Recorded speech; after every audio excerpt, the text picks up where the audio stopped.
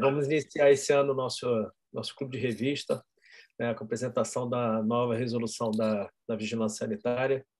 E essa apresentação vai ser feita pelo Dr. Bruno Monteiro. Bruno, vou desligar meu microfone aqui, você está com a palavra. Bom, primeiro, boa tarde a todo mundo. Nem preciso falar aqui para quem está mais próximo, que é um prazer estar de volta. Como já disse ao Marcelo algumas vezes, de onde eu nunca devia ter saído, né? Então, hoje a gente vai começar o ano 2023 aí com essa novidade. Confesso que foi uma tarefa difícil compilar tudo isso num intervalo aí curto de tempo, porque é uma resolução muito extensa.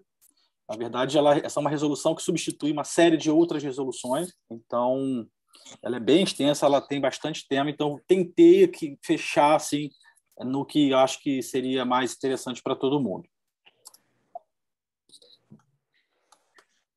Então, vamos lá.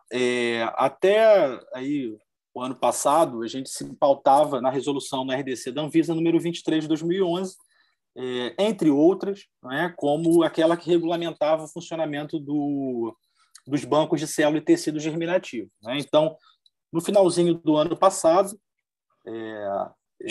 mais especificamente no dia 26 de dezembro, foi publicado no Diário Oficial a RDC número 771.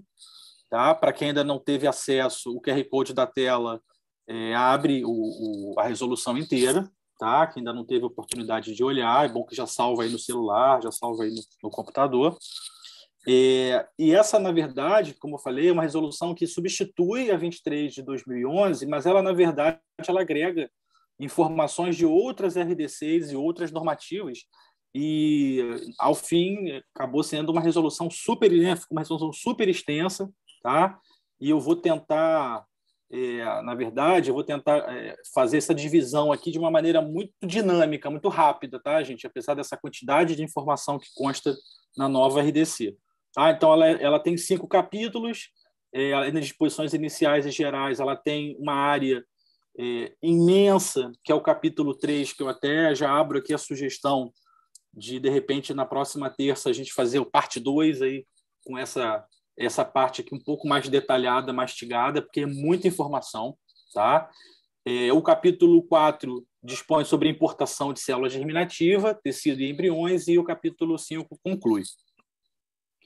Então, gente, começando, vamos pelo capítulo 1 aqui de uma maneira assim, muito também, como eu falei, muito dinâmica, tá? Colocando sempre a tabelinha antes e depois, eu coloco em vermelho o que talvez tenha mudado mais significativo. Então, a gente consegue ver aqui, por exemplo, que na resolução antiga a gente tinha a nomenclatura banco de célula e tecido germinativo. Essa nomenclatura não existe na nova resolução. Essa nomenclatura foi substituída completamente por essa outra sigla. Tá? Então, a gente tem aí os centros de reprodução humana assistida como o foco principal da nova resolução. Tá? Uma outra coisa interessante é que, na verdade, assim, ele não coloca mais, isso eu falo no final, nos highlights, lá, ele não coloca mais de uma maneira ampla, ou seja, ele coloca todas as informações de uma maneira muito específica, voltada para o funcionamento de um centro de reprodução humana. Então, já não tem mais algumas pontas soltas, vamos colocar assim, que existiam na resolução anterior. Tá? Foi incluído aqui o nome germinativo, né, onde antes estava escrito apenas célula, e embriões foi colocado também o nome embriões humanos, portanto, fecha ainda mais aí o escopo dessa nova resolução para a nossa prática diária.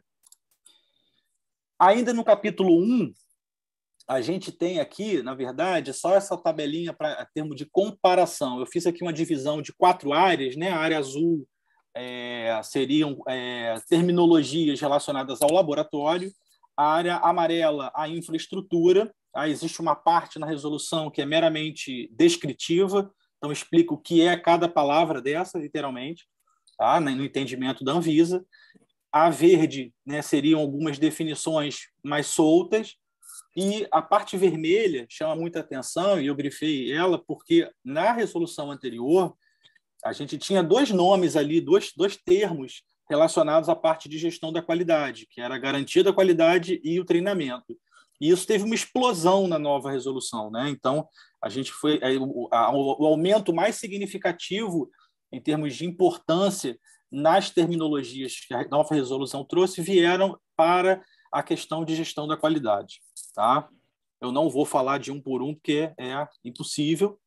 Né? Já no capítulo 2, a gente teve algumas modificações em relação ao anterior, como, por exemplo, antes, para o funcionamento do banco de tecido de célula germinativa, poderia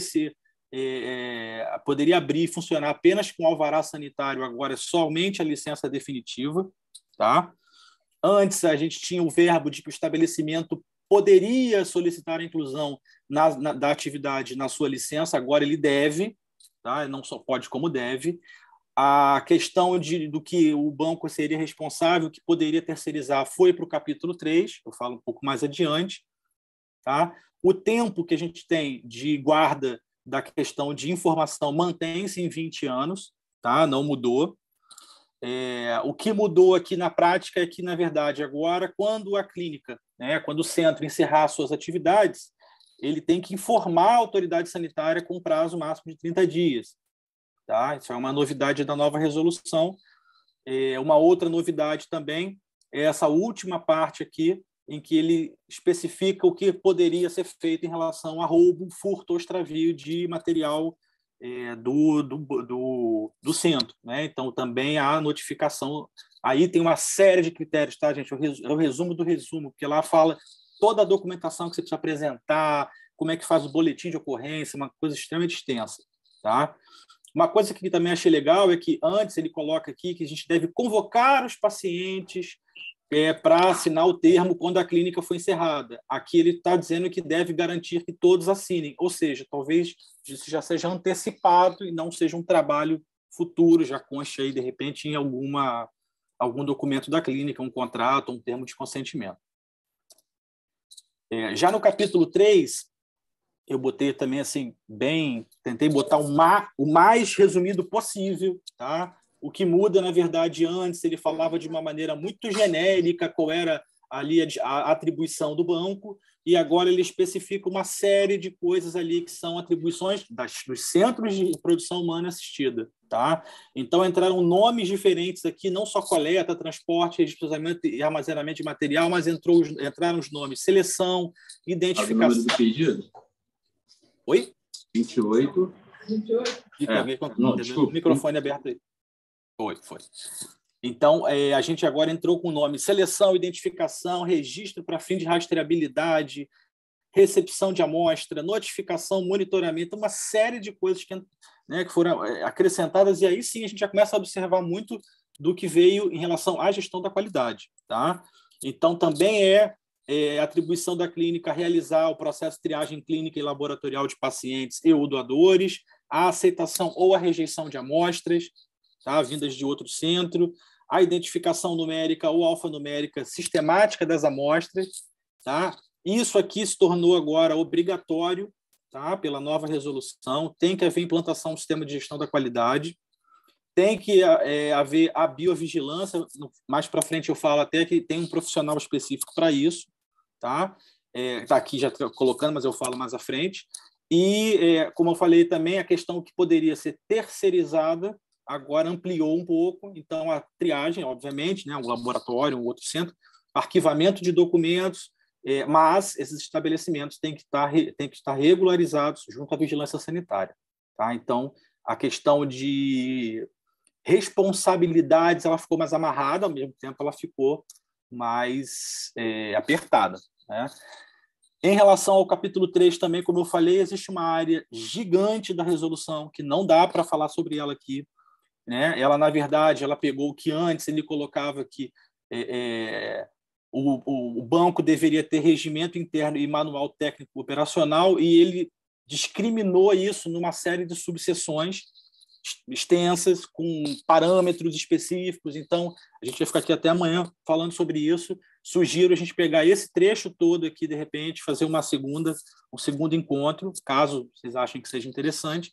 Tá? Mas, basicamente, antes, a gente tinha uma coisa muito, muito aberta em relação a esse sistema de gestão de qualidade. A nova resolução ele diz que o centro deve implementar o sistema de gestão, assim como a política da qualidade, e tem os critérios para isso. Né? Como é que isso deve proceder, está tudo na resolução também. Então, como eu falei, existem aqui a parte de gestão de documento, qualificação e validação, aspectos gerais de controle da qualidade e terceirização de atividades, que seriam aspectos mais voltados para a gestão de qualidade. Não entraria nesses dois aqui anteriores, então são aspectos, vamos dizer assim, novos.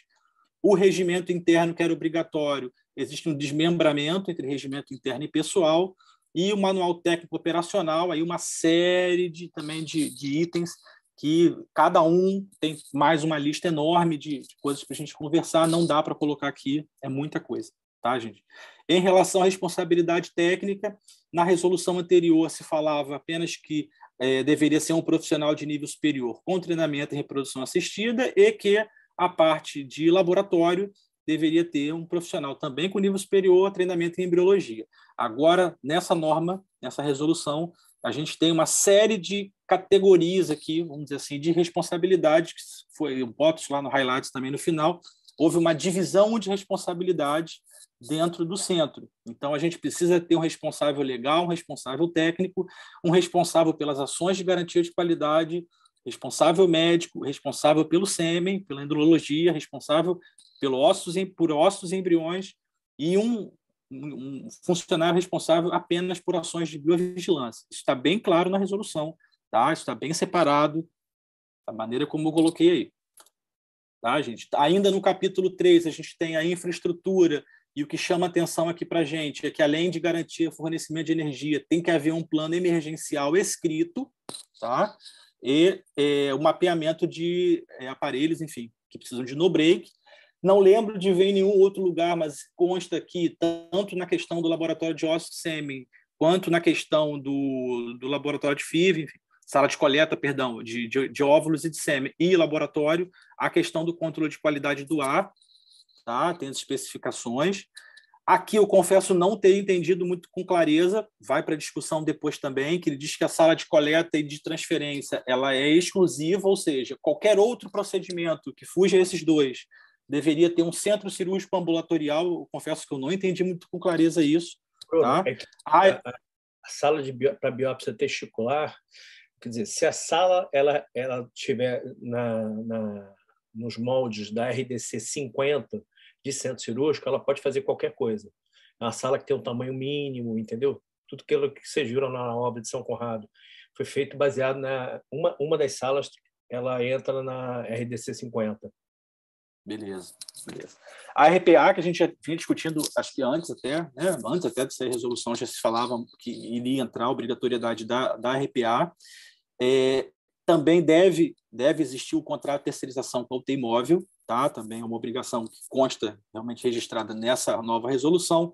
E em relação à sala de criopreservação, ele especifica aqui, vamos dizer assim, a classificação, né, a diferença entre os containers ali, entre para guarda de diferentes tipos de amostra, né? Isso ele especifica também lá naquela parte anterior, que eu não entrei em detalhe, mas o tempo que tem que ficar em quarentena para liberar a amostra de doador, seja sêmen, seja óvulo, tem que estar tudo separado, em tanque separado, os agentes infecciosos que a gente já tem, o de reserva para abastecimento, enfim, isso está mais especificado agora do que vinha na resolução anterior.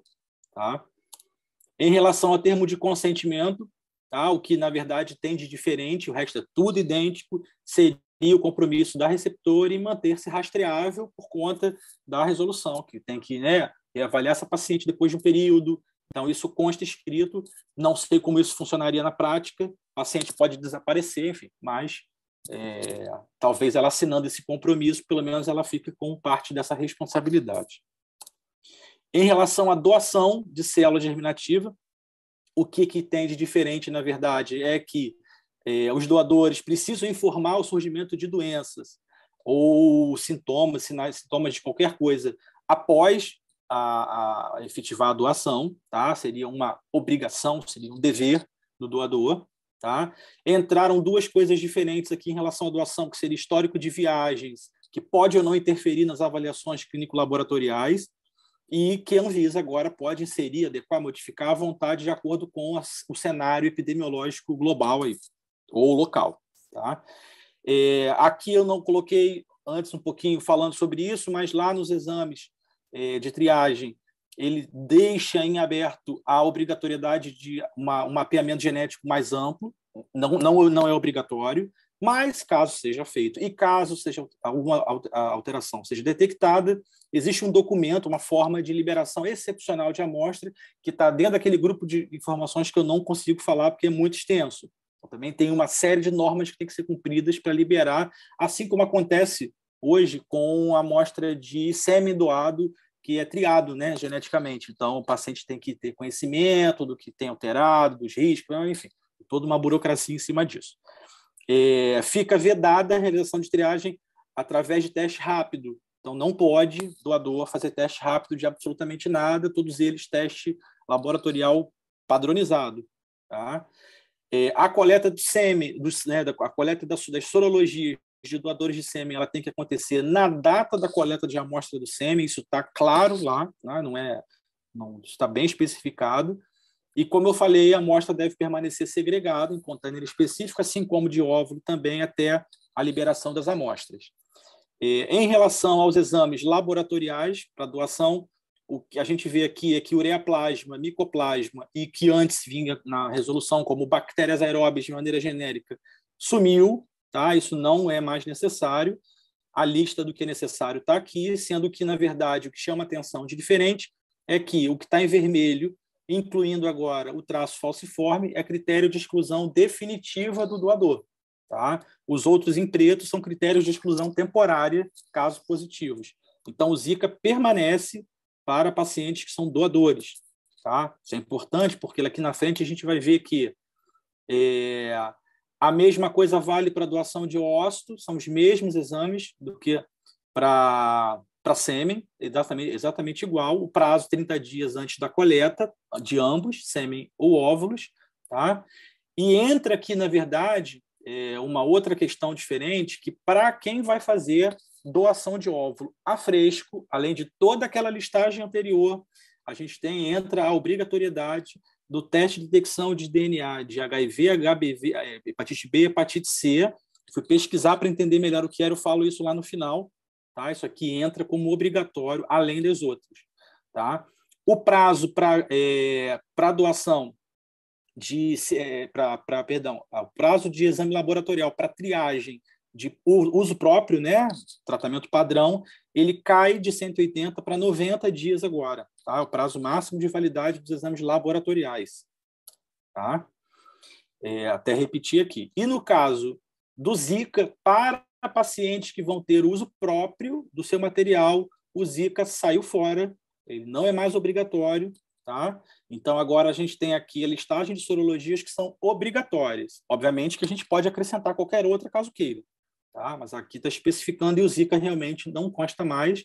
Portanto, não toma cuidado. Doadores, mantém-se o Zika. Pacientes, uso de gameta próprio, tira o Zika. Tá? Ainda no capítulo 3, a gente não pode ter nenhuma transporte de amostra pelo paciente. Ele dá o exceto aqui da coleta domiciliar de sêmen. A questão do CISEMBRE, Cadastro Nacional, mantém-se a mesma. E o descarte de resíduo, que antes a gente já tinha o programa de gerenciamento, agora ele coloca apenas aqui, que antes era normas vigentes em aberto, agora ele coloca qual é a norma. Não tem muita diferença. Tá? Entra aqui também uma série de novidades em relação a isso aqui, queixas técnicas e eventos adversos. Antes existia um parágrafo assim, quase que inútil, vamos dizer assim, na resolução anterior, porque era muito vago. Agora a gente tem uma série de especificações como identificar, investigar, executar ações corretivas e preventivas. Deve-se notificar a Anvisa, sistema de notificação a cada não conformidade é o queixa técnica. A gente tem que atender um prazo específico de obrigatoriedade, depois pegar o pessoal para avaliar esses prazos aí direitinho. E o centro deve dispor de um POP para gerenciamento de risco. E esse POP tem suas especificidades também, está tudo na resolução. Eu até coloquei algumas aqui, mas enxuguei. Tem mais informação desse POP. Tá? Ou seja, tudo que está aqui, na verdade, seria voltado, mais uma vez, para a gestão da qualidade, tá? Que é o grande diferencial. No capítulo 4, gente, que fala sobre importação de célula germinativa, tecido, embrião, seja de doador ou do próprio paciente, eu confesso a vocês que eu perdi um tempo lendo, tá? Mas eu resumi para vocês em 2 palavrinhas assim quem quiser fazer, boa sorte, porque assim é uma encrenca para importar a partir de agora, porque existe uma lista interminável de critérios e documentações que se tem que apresentar para importar material, tá? Eu diria que, assim, na prática, talvez quase que inviabilize a importação de célula germinativa, embrião, enfim, tanto masculino quanto feminino, tá? Não sei como é que a importação de sêmen vai funcionar em relação a isso, talvez a importação, né? Talvez ele já tenha isso montado, não sei, mas os critérios agora são muito, muito, muito burocráticos, tá? Depois vale uma lida para quem tiver interesse, mas acho que aqui não seria interessante. E, por fim, o último capítulo, a gente tem aqui, então, o prazo de 120 dias, como foi no anterior, para se adaptar à nova resolução. Tá? Novos centros devem cumprir na íntegra o disposto previamente à sua entrada em funcionamento, isso já existia na anterior também. Tá?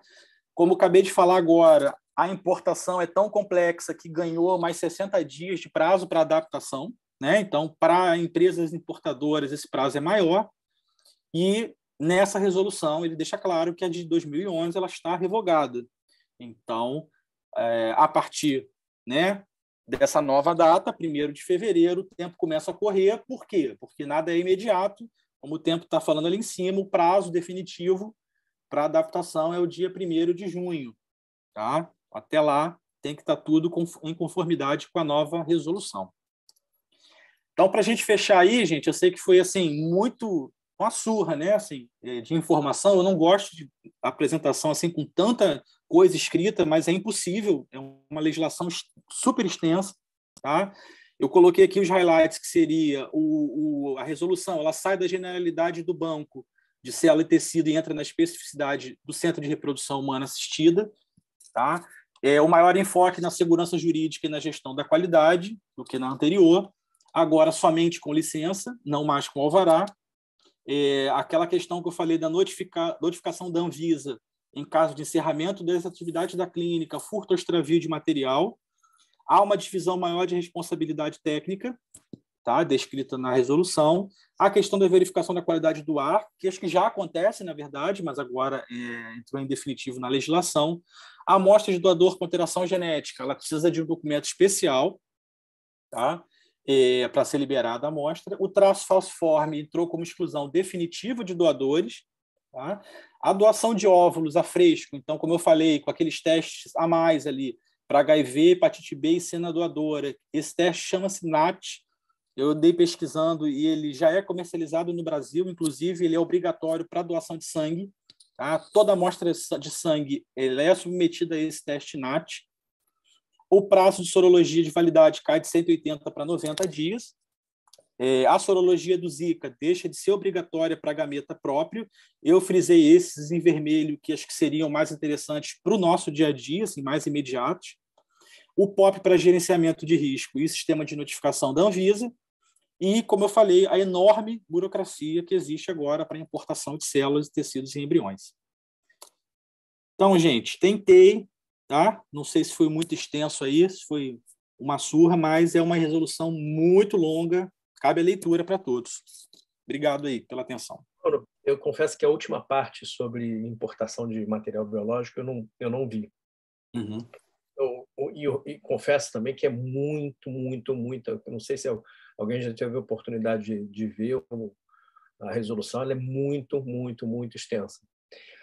Essa questão burocrática, ela cabe para o Centro de Reprodução Humana ou ele cabe para o banco que faz a importação, tipo o Fairfax ou outro banco? O que tá no início desse capítulo, ele fala que qualquer empresa que trabalhe com célula e tecido germinativo, ela pode ser uma empresa importadora, mas para isso ela tem que se qualificar como empresa importadora junto à Anvisa. Então, uma empresa que já importa, provavelmente ela já está qualificada, creio eu, e uma empresa que queira começar vai ter que cumprir o que está ali. Agora, não, mais uma vez, é muito extenso. Pode ser que mesmo as empresas que atualmente importam, talvez tenham que se adaptar, talvez tenham que emitir alguma documentação adicional, porque realmente ficou bem burocrático. E essa burocracia, quer dizer, para nós é só a validação do nosso sistema junto à vigilância sanitária. Isso, para a gente seria o caso nos certificar de que essa empresa que nós utilizamos e que tal empresa terceirizada importa material, essa empresa está devidamente registrada na Anvisa. Para a gente compete mais é o contrato de prestação de serviço e que nele conste a documentação toda dessa empresa, garantindo que ela é legal, né, na atividade.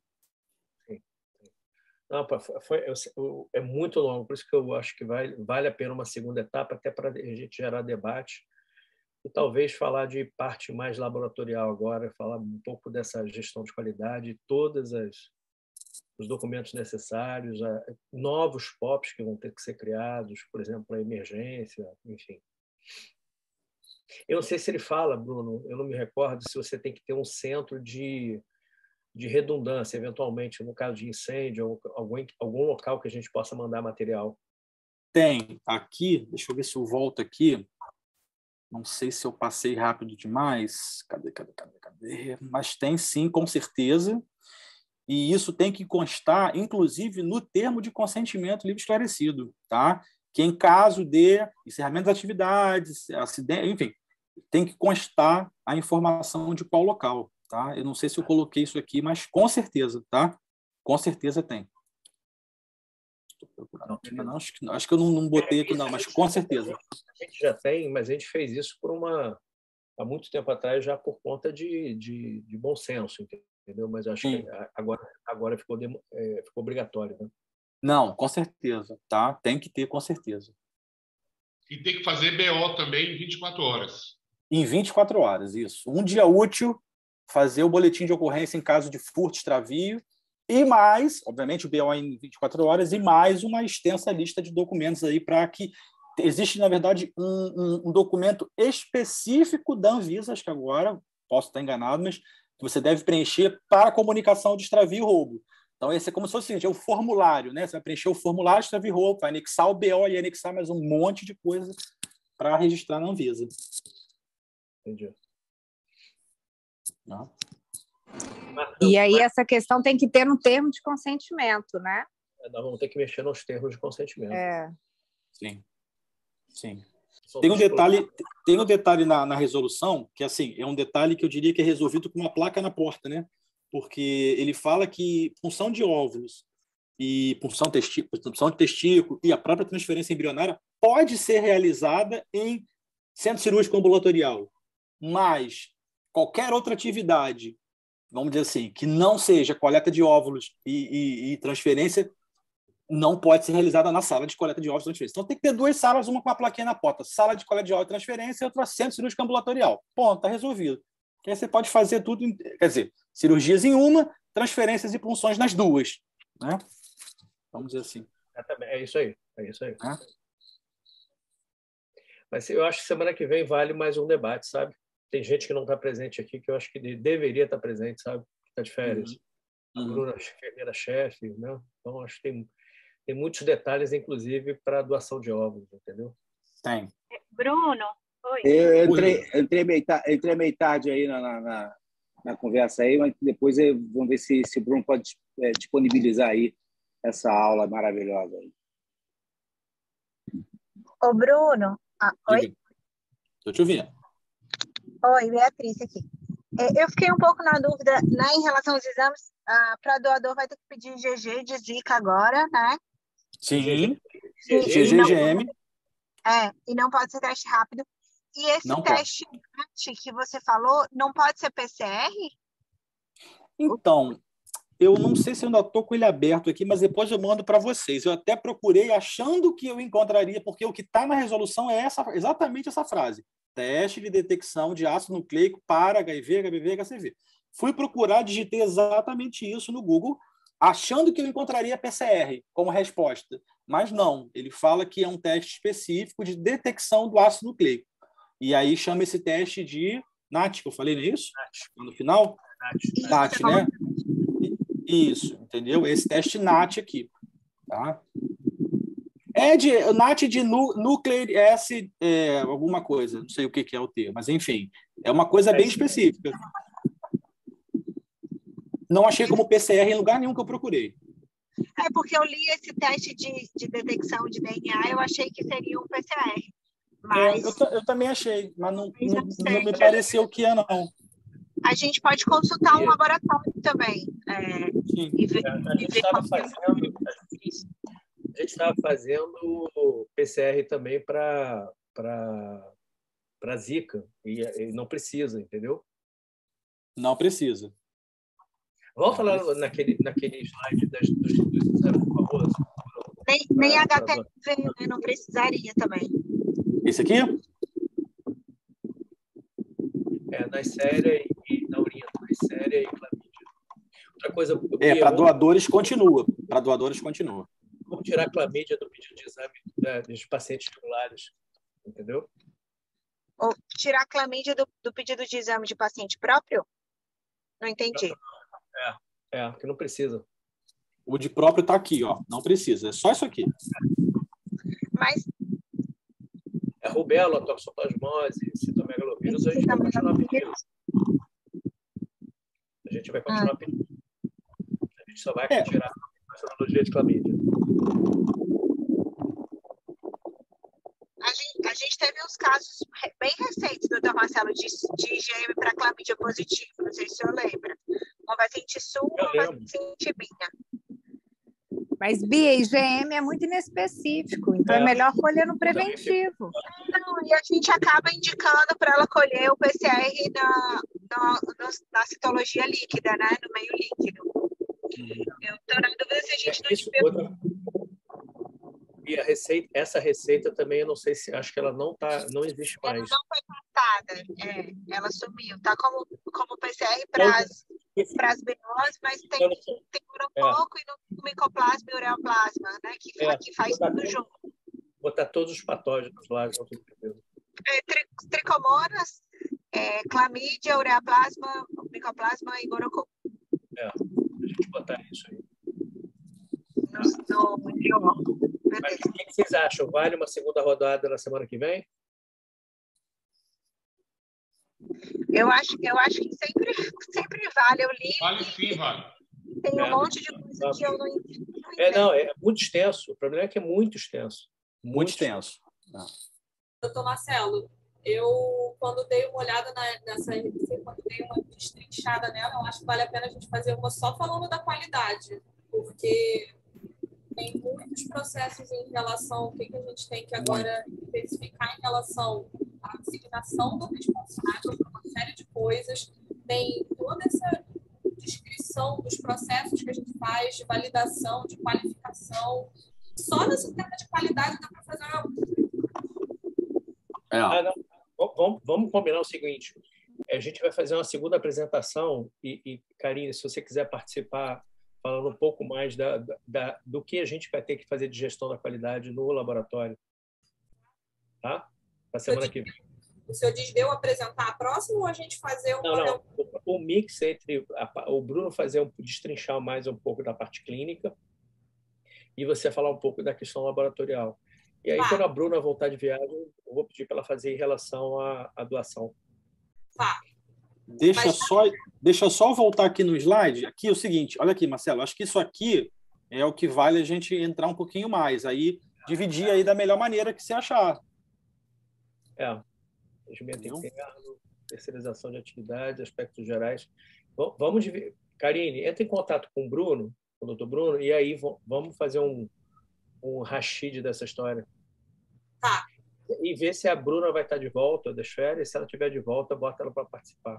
Eu acho que, como essas novas normativas, elas não são só de laboratório, são gerais. Eu acho que vale a pena essa discussão quando a Bruna estiver de volta. Mas eu acho que até antes disso já vale a pena a gente se reunir, nós como corpo clínico mesmo, para já começar pelo menos nas designações dos responsáveis e começar o plano mestre. No mínimo, eu acho que isso já dá para começar a rolar. Concordo. Perfeito, concordo. Muito bom, Karine. E lembrando, gente, que ela, como o Bruno falou, ela vale a partir de 1º de fevereiro, né? Então, esse mês ainda tem que pedir Zika para todo mundo. Eu já, como tinha publicado em Diário Oficial, doutora Bia já tinha excluído o Zika. Na verdade, pelo que eu entendi, assim, até porque as coisas que eles pedem vão demorar. Tem processos que demoram meses para a gente conseguir documentar que está funcionando. No meu entendimento, só a partir de 1º de junho é que alguém pode chegar aqui e cobrar a gente de que esteja funcionando. Não tem impossível, dia 1º de fevereiro a gente está com tudo redondo. É fisicamente. Eu não concordo, até porque vão ter que fazer novos POPs, a questão de emergência, tem algumas coisas aí que vão demorar, mas eu acho que de sorologias a gente pode colocar a mudança e a partir de 1º de fevereiro, concorda, Bruna?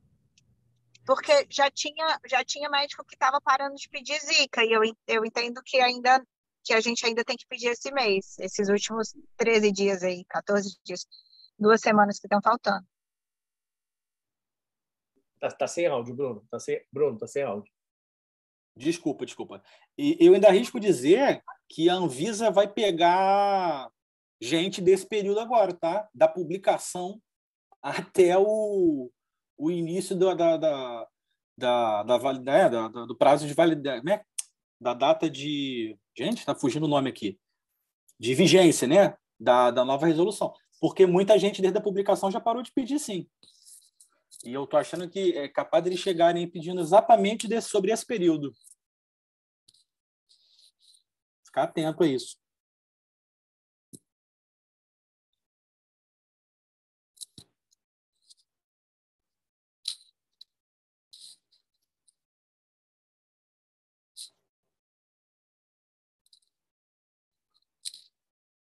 Então, acho que por hoje está bom. A gente podia marcar essa conversa. Karine, eu, você, doutor Bruno, doutora Bia. Tá? A gente pode marcar um fim de dia melhor, porque ter um dia que esteja todo mundo fisicamente na clínica vai ser difícil. A gente fazer um Zoom e, de repente, puxar a Bruna para a discussão também. Tá bom. Só ver o melhor dia para mim, eu estou disponível. Tá. Então tá, queridos. Para todos um feliz 2023. Eu vou lá, porque senão eu não chego a tempo para almoçar e as transferências. O doutor Marcos já almoçou. Essa hora ele já... Claro! Ele já está até com fome, já está até pensando na janta. Já está quase na hora do lanche. Então tá. Um abraço para Feliz todos. 2023, vale, nós falamos essa semana. Beleza, querido. Um abraço. Beijo. Um abraço a todos aí. Valeu. Um abraço. Valeu. Valeu. Valeu.